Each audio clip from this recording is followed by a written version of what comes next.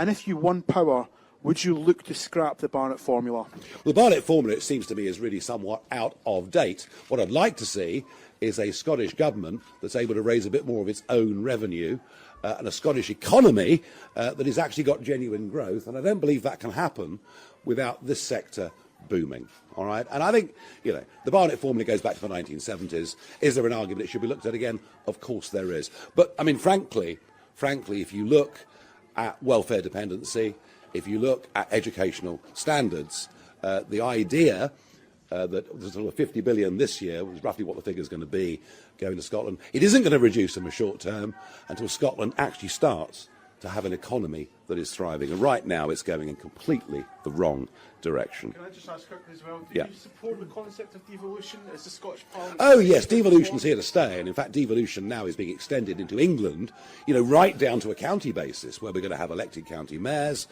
No. Devolution is here to stay. Sadly, over the course of the last 20 years or so, devolution doesn't appear to have worked very well. I mentioned education. I could talk about 800,000 plus on the NHS waiting list. It hasn't worked out very well. Doesn't mean devolution's wrong. It means the people running it haven't got it right. So the Barnett Formula obviously is the mechanism by which public spending increases are allocated to the Scottish Parliament. And I think it's widely credited with giving Scots a significant per head spending advantage over people in England.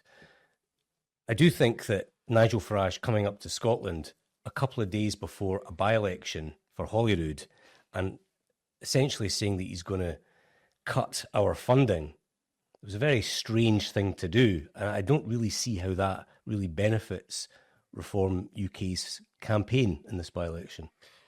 No, the one thing I'm going to pick you up on, though, Paul, earlier you said that Nigel Farage made a fleeting visit to the constituency. I will say he at least visited the constituency, unlike another party leader who was in Scotland on Monday, 20 minutes down the road, and couldn't be bothered to put in an appearance. I thought it was a really poor show from Keir Starmer that he didn't Agreed. show up. Yeah.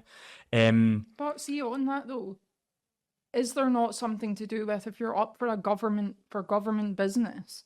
I'm sure he could have. No, I'm for pretty. 10 minutes I think there on would. his lunch break. I think there would be complaints though if he was using government funding to come up for party political reasons. I think it highlights the fact though that he has been absent from, whether he could have done it on Monday. But he would argue, could have Anna been. Sarwar is the person to be, I suppose Angela Rayner did come up, so. Yeah, I think Anyway. Starmer should have made an appearance, but the point being, the Barnett Formula is the sort of cornerstone of our funding system. Nigel Farage comes up and basically says he wants to scrap it, which will mean, because he supports the UK, huge spending cuts for Scotland. So the second thing I'll say before I move on to that is that he's not the only party that wants to scrap the Barnett Formula. The SNP want to scrap it because and you would have criticised them for that, no doubt. And absolutely, and I'm going to criticise Nigel Farage for it, because for me one of the key factors of unionism is that this kind of pulling and sharing. I know it was a kind of cliche during the referendum that that we're all in. Richer parts of the UK can be used to help those parts that need it that bit more. So no, I'm absolutely.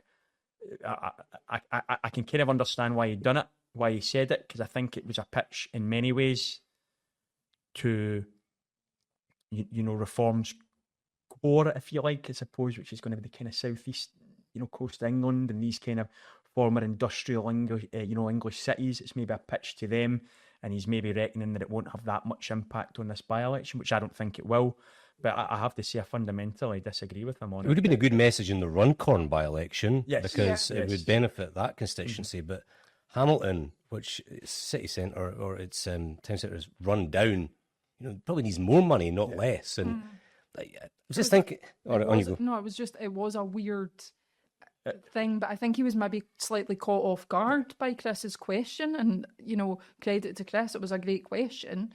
I think I got the sense just watching that video that he was actually just saying his opinion. It wasn't like some sort of political spin, and I think maybe in hindsight you might think, oh, I maybe shouldn't have said that. As you say, coming up to Scotland for a Scottish Parliament by-election, but I do think that's what he genuinely believes.